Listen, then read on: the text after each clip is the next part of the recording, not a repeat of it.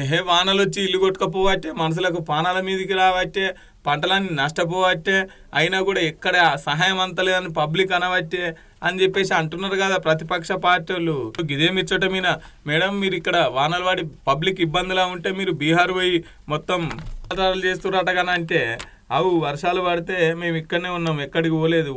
ఓడ్చోరి పోరాటంలో మేము బీహార్ పోయినాం, తర్వాత బీసీలకు మద్దతుగా ఢిల్లీకి పోయినాం.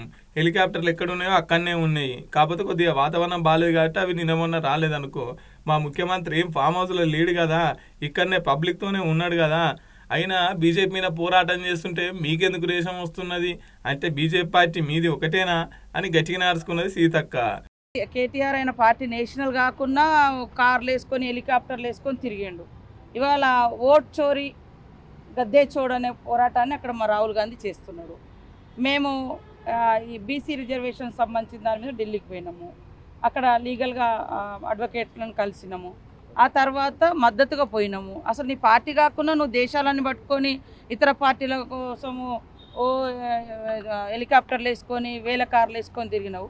మా నాయకుడు పోరాడుతున్నాడు ఓటు హక్కు కోసం, ఓటు హక్కును కాలరాసే అధికారం ఎవరికి లేదని. దాని విషయంలో ఒక పొద్దున పోయినా మధ్యాహ్నం వరకు అందరం వచ్చినాము.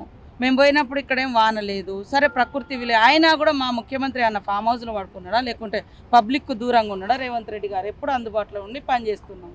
కేవలం ఆ విమర్శలు మాని ఏదన్నా ఉంటే ఒక అడ్వైజ్ చేయండి, నీ 10 ఏళ్ళ అనుభవాన్ని ఇట్లా చేయండి అని చెప్పండి.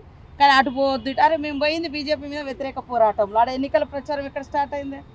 నువ్వెందుకు పోయినా దేశాలను పట్టుకొని అంతకుముందు ఎందుకు తిరిగినావు? నీకన్నా నీ పార్టీ ఉందా, నీ కథ ఉందా? మా నాయకుడు అక్కడ పోరాడుతున్నాడు, రాజ్యాంగ రక్షణ కోసం పోరాడుతున్నాడు, ఓటు హక్కు కాలరాయబడుతుంది కాబట్టి పోరాడుతున్నాడు. అంటే ఆయన పోరాటంలో మేము మద్దతు తెలుపుతా నీకు బాధ ఎందుకు అవుతుందంటే నువ్వు బీజేపీ ఒకటి కాబట్టి నీ బండారం కూడా ఇక్కడ మీ ఓట్ల తొలగింపు కూడా ఏమన్నా గతంలో జరిగినని అనేక మంది ధర్నాలు కూడా చేశారు. ఇదే ముచ్చట్ని ఉప ముఖ్యమంత్రి బట్టి విక్రమార్క సార్ని అడిగితే కూడా గిట్నే అనుకొచ్చిండు. ప్రకృతి వైపరీత్యాలు జరిగినప్పుడు మీరు ఏమన్నా సజెషన్ చేయాలి, మంచిగా చెప్పాలి, కానీ గిట్లా బట్టగాల్చి మీదేసుడేంది? మా ముఖ్యమంత్రి ఏడికి పోయిండు, పొద్దుగాల పోయిండు, మళ్ళీ 6 గంటల వరకు ఇన్నే ఉన్నాడు. కొంచెం మరి అవగాహన ఉందో లేదో తెలిసినట్లు లేదు. ముఖ్యమంత్రి గారు ఒకటే రోజు నిన్న ఉదయం వెళ్ళారు, సాయంత్రం 4 గంటలకే ఇక్కడికి వచ్చారు. 4 గంటలకు ఆడ బయలుదేరి 6:30కి ఎండే ఉంటాం.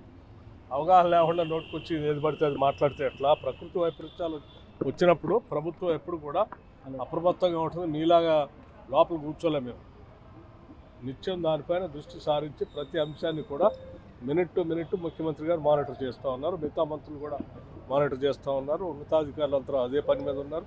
చీఫ్ సెక్రటరీ గారు పూర్తిగా అదే పని మీద పెట్టాం. మీకే ఈ ప్రభుత్వం అనుక్షణం ప్రజల కోసమే పని. అవగాహన లేకుంటే ఎట్లా మాట్లాడతారు? ఏమన్నా ఉంటే సజెషన్ చేయాలి, మంచిగా చెప్పాలి. పబ్లిక్ అందుబాటులోనే ఉన్నాం, పబ్లిక్ జర జాగ్రత్తగా ఉండరు, వానలు ఉన్నాయి కాబట్టి. అయినా కూడా మేము ఎక్కడికక్కడ అధికారులకు చెప్పినాం, తర్వాత పోలీసు వాళ్ళకి చెప్పినాం, రక్షణ సహాయక చర్యలకు వాళ్ళకు కూడా చెప్పినాం. ఎక్కడికక్కడ మా వాళ్ళు అందరూ పర్యవేక్షిస్తూనే ఉన్నారు, మీటింగ్లు పెడుతున్నారు అని చెప్పేసి అనుకొచ్చిండు. ఏదేమైనా పబ్లిక్ అయితే జాగ్రత్తగా ఉండాలి, ఎందుకంటే ఇంకో 4 రోజుల పాటు వానలు ఉన్నాయట. దిక్కు వరదలు పొంగి పొర్లవాటే కాబట్టి పబ్లిక్ అందరు జాగ్రత్త ఉండాల్సిందిగా కోరుకుంటున్నాం.